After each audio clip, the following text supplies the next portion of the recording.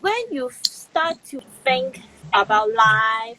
You want to go first? I had teachers who were always telling me that, oh, don't depend on this school, you are going to be broke. If you leave this school and you don't know anything about life, you end up poor. Do you want to be poor as your parents? Ignorant as your parents? Don't you want to be like they mentioned someone who is rich in history, and you begin to think as far back as when I was 8 years old. I was exposed to so many skills, and some of these skills made me realize that life in general is something you have to take seriously in order to survive. Reality is something that people don't learn when they were in school or when they were younger. They are just in the illusion of being in school. They just want to have fun, visit their friends, cram what the teacher says, write exams, have A's. These are some of the things that people are obsessed with.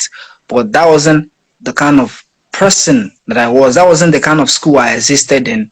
From my primary to my secondary to tertiary, that wasn't the kind of school I went to. I was in the kind of school where you are initially, exposed to reality. So it depends on you to catch that reality and be aware by yourself. So I began to realize life when I was in school. I used to help people, do their jobs at home, and I get paid for it. Yeah, I was young. I was probably 10, 11. Why do I do them? It wasn't as if I needed the money, but I wanted to experience how working, being independent was. I had my parents providing my need, but I wanted to understand what they felt, going to work and being responsible for someone else. That's a huge burden, actually, to be responsible for someone, feed them, clothe them. In as much as we think parents should subconsciously slide into this role, these things are very difficult. When you begin to earn money and you are not enjoying the money you are earning, and you are using the money to take care of someone else, that's when you begin to understand the concept of being sacrificial. And this is reality. I would earn money for them, and I will sort of bask in that euphoria of earning money at that young age. So it was reality for me. It was reality for me. It made me understand what true responsibility was. And I had a younger brother that I was responsible to. I was 6 years older than he is. I was always reminded by my parents that, oh, if we are no more here, you'd be the one to take care of him. This was reality to me. Not so many people understand what responsibility is, especially when they are the one being, at the receiving end of responsibility. People who do not have to be responsible. So I went to the kind of schools where our teachers are always hammering it on us that they made it a daily motivation for us to understand that we have to be personally motivated by ourselves. We have to understand what life is inside of school, so that when we get out of school, it wouldn't be difficult for us. There is a very prevalent issue in Nigeria, that's unemployment. So many teachers try to talk to their students about the reality of unemployment and how this can affect you, financially, psychologically, and otherwise. So a lot of people I grew up with, became realistic. They became aware of what reality is all about from school, simply because of the kind of background they came from. The kind of parental background contributed to young people being aware. When you grow up in a system, in a country where the system doesn't function, you have to be aware at a very young age for you to actually survive. You have so many people who are competing at a high frequency, and when you don't compete with them, you're left behind. You said you were working during that time. You were still going to class and everything. Yes, I was. I was 10. What kind of things became useful later? It cultivated a sense of hard work within me. I was a very fragile kid back then. So many people doubted my capabilities because of how I used to look. I was very fragile. I wasn't your strong or muscular kind of kid. I'd see my mates, they were much more taller and stronger than I was. But sometimes I could do what most of them couldn't do. So the jobs I did was to basically prove to myself that I could be hardworking in situations where people would doubt me. And I think that helped my courage. I believe those things I did back then might not have impacted the skills I have now. It helped me psychologically to so many extents. And that's why I'm still grateful that I did what I did back then. So do you think you got more from working than from school? Yeah, I learned more of that experience. Although I had good teachers too. I had this teacher when I think I was 6. She was always beating the hell out of us, and she impacted knowledge from beating us. I think that was her style, and we embraced it. The beating was much, so we learned out of fear. Or that's one of the most popular ways to actually educate children in Nigeria. You beat the hell out of them, and they learn through fear. But it worked. It's a crude method. It works. Yeah, it worked. It seems barbaric in nature. It did the job basically. You'd see kids having bruises on their body from beating. Oh. Yeah, and the teacher would be like, "You have to be brilliant. You have to be brilliant," and they hit them on the head and Oh my god. do so So many did damages it to hurt? them. That hurt? It hurts. It So you hurts. know Yeah, how it to did. deal with the pain before. Yeah, we understood that the pain was it was necessary. It was just like somebody who felt they deserve punishments and they flogged themselves. That was how it felt to us. Oh, So it did the job. It worked. you felt like you deserved it. Yeah, we felt like we deserved it.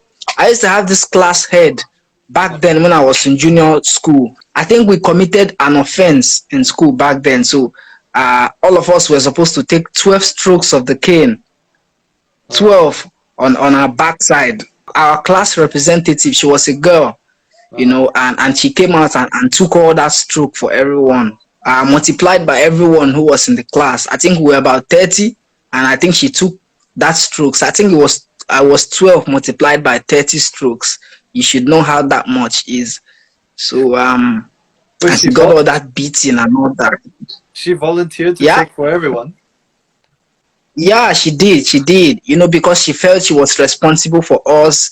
She couldn't control our excesses and all that. So she felt responsible that she couldn't do her job well. And she took all that strokes, and the memory still lived on in my head till now, because that was pure responsibility and sacrifice. So that's some of the principles that we learned while we were younger. But kids learn how to be responsible from young age. Beating is something that works in Nigerian schools. You beat students. Back then, you beat them to impact knowledge into them, but it's become easier now. It's no more like that anymore, because schools are now becoming more of a business rather than a moral compass. Schools are more of businesses now. Their aim is to make money. They don't care who is principled or who is knowledgeable or who knows about life. They just want to collect school fees and all that. So, but that wasn't how it was when we were growing up. That's why when you see the average Nigerian students now, it's hard for them to understand what true responsibility was. They were not truly disciplined. I'm not talking about all the schools. I'm talking about some students that I've been a teacher. I did teaching myself to experience what it was to be a teacher. I can see the discipline with students nowadays.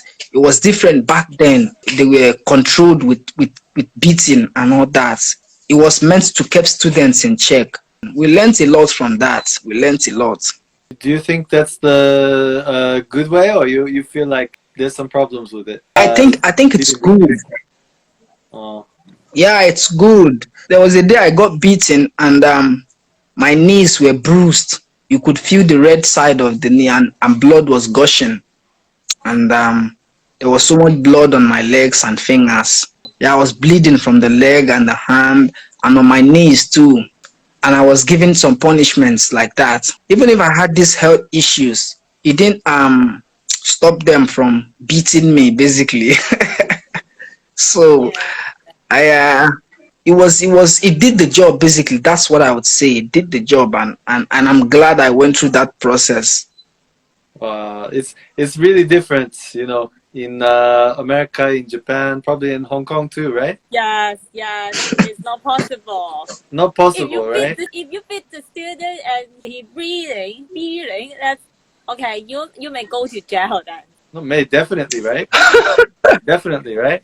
Yeah, just not. Yeah, possible. I know it's crude, and so many teachers ran into difficulties while doing that. But some parents would basically advise the teachers to beat their children. My father would tell the teacher to beat me.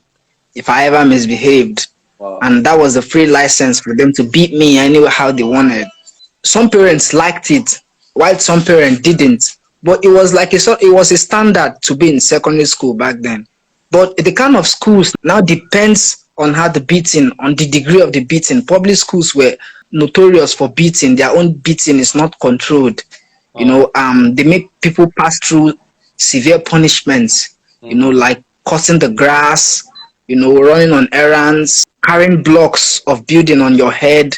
Those were sort of punishments and beating you get in public schools. But in private schools, it was a little better. The beating was still there. The beating is like a moral compass to raise students, and it was a norm. It didn't feel wrong. So just example, if you have a son now, will you beat him or ask the teacher to beat him? Hardly. Basically, I don't think I want to have a child in this country. I want to leave this country before having a child. I'm not saying that. Just an example, because I want to know Okay. whether you agree or not. Okay, for me, I don't think it would be wrong. But I wouldn't ask a teacher to beat my child. That responsibility should fall on me. If he has done any wrong in school, then they are free to beat him. It's a process of discipline. They should beat him. Okay, it's quite different, right? How you feel, Yeah. Tinky? You go first. This is a topic that's really difficult to talk about with Western, like American, European people now. It's quite opposite from how we grew up. Just this idea of like individuality. I think when I hear that kind of thing, I feel like if I were beaten, I would probably become a terrible person. That's my guess. Because my attitude was always like, I wanted to do good, but I was often punished for doing good. Somebody told me to be honest, and so I was honest, and I was punished for that. And it just made me feel like the moral compass of society is not always clear and correct. And so the thing that really helped me was like emotional support from people and like encouragement to do good things, like positive reinforcement. And I just imagined somebody being more physical with me. I probably would have gotten a knife. I think that's what I would have done. I probably would have been violent back at that person. And, I guess in that society, they say I'm bad because I need to listen to my elders. But I think I would have rebelled against that very strongly. And of course, I'm not saying it's good to react with physical violence when somebody gives you physical violence. But I think that would have been my reaction. And I probably would have gone to jail. Or something like that. I think like that's what I imagine in that situation. It's hard to imagine. Yeah, it's hard to imagine. It's very different upbringings, But did your parents beat you? No, Yeah. but we did have some arguments that got very heated and like throwing things or something. But It's the same. Actually, it's same. I think it's same. it was usually verbal though. My parents always, they were very careful not to like actually hit me like that or something like that, because they thought that's something that would scar me in some way. We're beaten black and blue. Because their grandparents were doing that too. Their grandparents were hitting their parents. I guess they didn't like how their parents raised them in some ways, so they tried to be less physical. Yeah, but the world is better now. Some of those schools have psychologists. They talk to students about how to behave well rather than beating them. They talk to students about how to deal with issues, like students who throw tantrums, students who are stubborn, who don't want to follow the school rules. You have other ways to make students do the right things. And I think these ways are better, actually. These ways are better than beating and all that.